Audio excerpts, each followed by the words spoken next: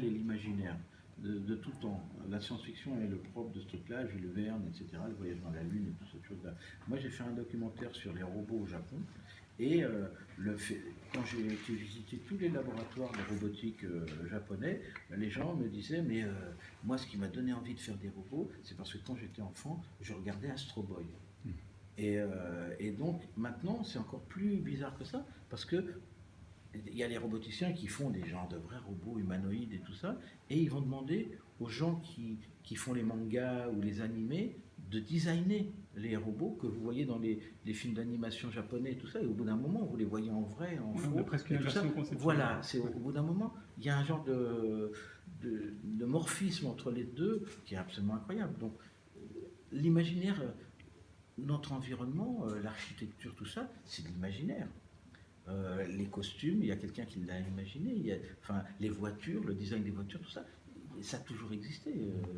Autrement, on serait encore dans des grottes, sans le feu même peut-être. Après, tu parles d'Amélie ou de Dimanche, c'est différent des films qu'on a fait ensemble. Amélie, traitée par Kenneth Loach, il peut raconter la même histoire de manière hyper réaliste. C'est une vraie histoire, il n'y a pas de fantastique. Alors que moi, je n'ai pas pu m'empêcher de décaler, de faire comme un peintre, de changer les couleurs, de changer les affiches dans les rues, de le rendre un peu faux, quoi, un peu Jacques Tati, quoi. Oui. Et Le Long Dimanche, c'est un film d'époque, donc c'est encore autre chose. C'est beau parce que c'est une belle époque avec des beaux costumes. Oui, c'est encore fantasmé. Et alors, on a une deuxième petite question. Quand on a comme ça une patte très, très précise, se glisser dans le moule d'Alien, on vous a sûrement posé la question plein de fois, ça a dû être difficile. Est-ce que vous avez... Non, parce que c'est un univers tellement fort qu'on adorait. Hein. On avait été le voir plusieurs fois quand il est sorti. On était en train de faire le bunker. En plus, nous, on trouvait que ça ressemblait à ce qu'on faisait comme des crétins. Il y avait un côté d'un équipage qui s'autodétruit un peu. Mais donc c'était pas difficile de se mouler dans le truc. Non, de toute façon, Ridley Scott a été un réalisateur assez important pour nous. Hein, oui. Et ses premiers trucs, c'est du Élite. Enfin, il y a beaucoup de films de Ridley Scott, je trouve fantastique. Il a fait Blade Runner aussi. Oui. Quand même, hein. Moi, je suis un grand fan de Philippe K. Dick, donc il y a une genre de... Et c'est quelqu'un qui dessine super bien. Ridley Scott, c'est un grand dessinateur. Vous voyez le storyboard qu'il a fait pour Alien, c'est extraordinaire. Il a vraiment un super beau coup de crayon. Et c'est un grand admirateur de Moebius, de tout ça. Moi, des gens avec qui j'ai travaillé à Metal Hurlant. Donc, il n'y a jamais de... Même Giger et tout ça, c'est quand même... on n'est jamais tous très loin. Oui, c'est le même univers. Et vous avez un autre univers que vous aimeriez pénétrer et insérer alors, Les petits lapins. Non, mais une œuvre comme ça qui existe, soit au cinéma ou soit littéraire, justement, dans lequel vous aimeriez... Sinon, on l'aurait déjà essayé, je pense. Non. Non, mais essayer de trouver des droits ou prendre des droits. Ou comme ça. Non, moi je trouve qu'au fur et à mesure, on est toujours inspiré de quelque chose. Hein. C'est vrai qu'il y a une filiation comme ça, aussi bien cinématographique que picturale, que sonore, etc. Il y a vraiment des choses qui correspondent à beaucoup. Et puis c'est toutes ces choses qui vous ont imprégné, qui vous ont créé en plus, que vous essayez de transmettre comme ça. Mais après, au fur et à mesure de l'expérience et tout ça, ça décante un peu. Tout ça, ça devient un peu de l'alchimie. Et puis, vous essayez de faire quelque chose qu'on n'a pas trop vu. Hein. Moi, de plus en plus, j'essaye de faire des choses que j'aimerais bien voir, mais que je ne vois pas. Personne ne le fait, merde. Bon, Parce qu'avec la carte de visite que vous avez, il y a bien sûr l'histoire des droits, mais ça ouvre quand même des portes... Non, l'argent est devenu trop important. Le monde a bien changé. Non, maintenant il faut faire des comédies réalistes qui coûtent 4 millions, contemporaines. Voilà, c'est tout.